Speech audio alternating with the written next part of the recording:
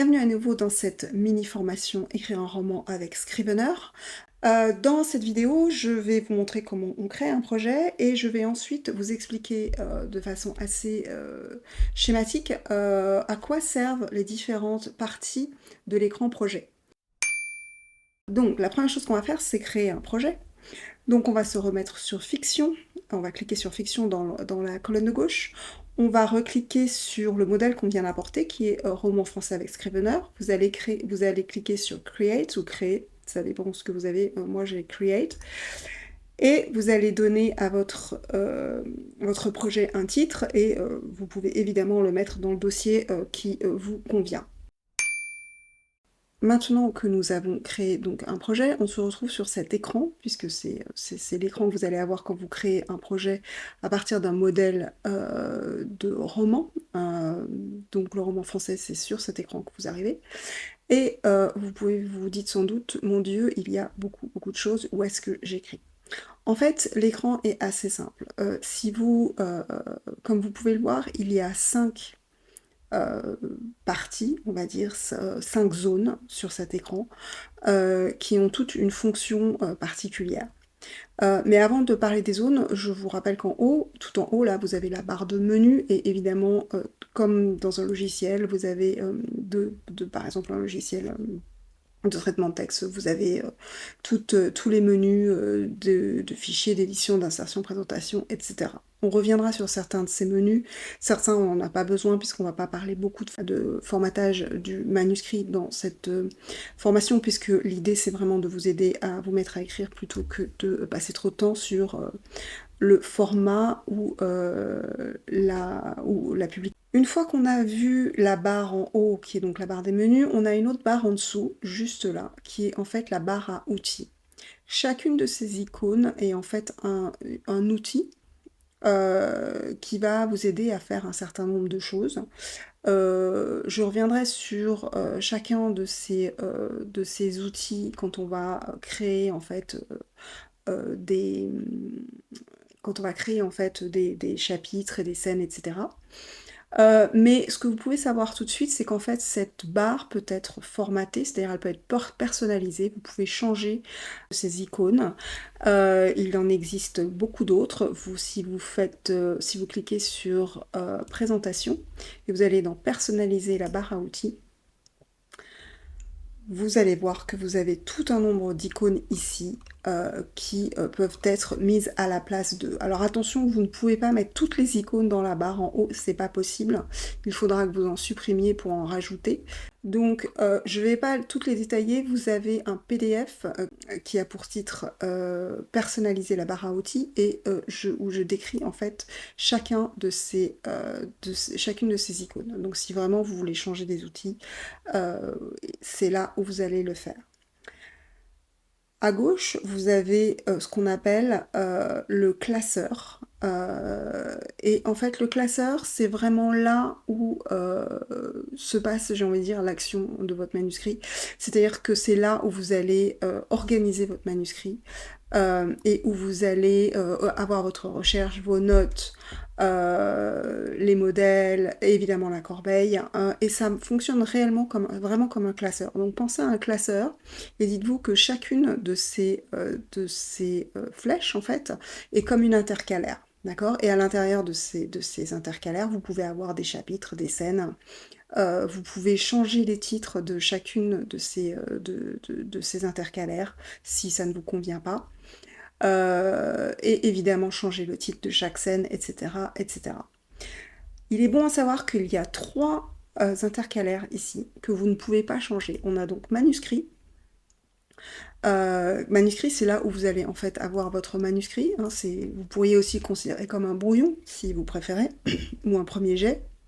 Mais en fait, c'est votre manuscrit, c'est là où vous allez non seulement écrire, mais ensuite éditer, corriger. Et ça, vous pouvez pas en fait supprimer ce dossier. L'autre dossier que vous pouvez pas supprimer, c'est recherche. Recherche, vous pouvez pas le supprimer non plus.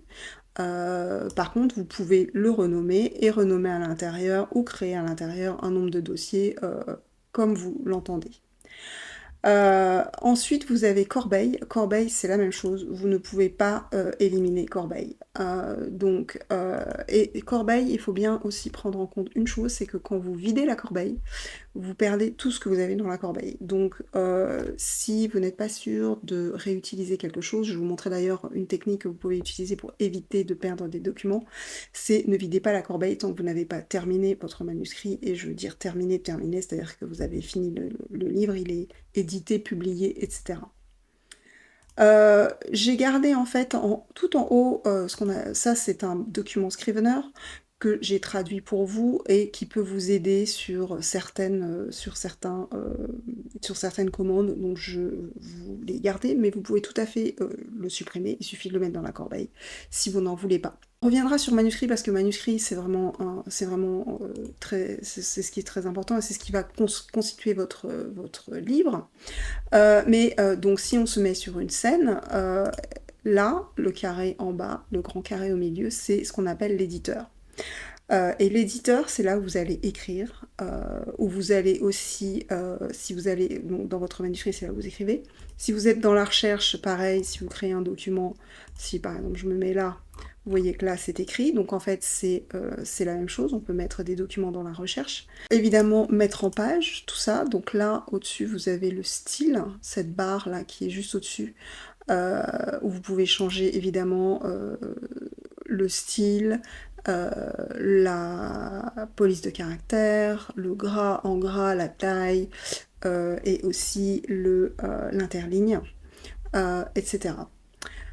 Enfin, à droite, vous avez en fait ce qu'on appelle l'inspecteur. Si je clique sur inspecteur, l'icône en haut, vous voyez que cette colonne disparaît. Si je reclique dessus, vous voyez que j'ai à nouveau l'inspecteur. L'inspecteur, c'est en fait une colonne qui a plusieurs fonctions. Principalement de vous permettre d'avoir un résumé de votre scène. Vous pouvez écrire un résumé ici. Prendre des notes, vous pouvez mettre vos notes, autant de notes que vous voulez. Vous pouvez avoir des signets, mais ça on n'en reparlera pas vraiment dans cette formation parce que c'est quelque chose d'assez complexe dans Scrivener. Vous pouvez avoir des métadonnées, encore une fois. Ça non plus, on n'en parlera pas trop dans cette formation. Vous pouvez créer un instantané, je vous ai fait une vidéo sur ça parce que c'est quelque chose de très intéressant, notamment quand on corrige. Et enfin, vous avez les notes et les commentaires de bas de page. Donc ça, c'est l'inspecteur. En bas de cette colonne, vous avez des étiquettes. Donc vous pouvez tout à fait, par exemple, donner une couleur à chaque, par exemple, personnage. Si vous avez 2 personnages principaux, vous pouvez mettre, par exemple, dans une romance, vous pouvez, par exemple, choisir de mettre une couleur, ce qui vous permet de voir si, par exemple, c'est équilibré en termes de chapitres entre les 2 personnages. Les statuts, c'est ce qui va nous dire si notre chapitre est à faire, en cours, si c'est un premier jet, une première révision, etc.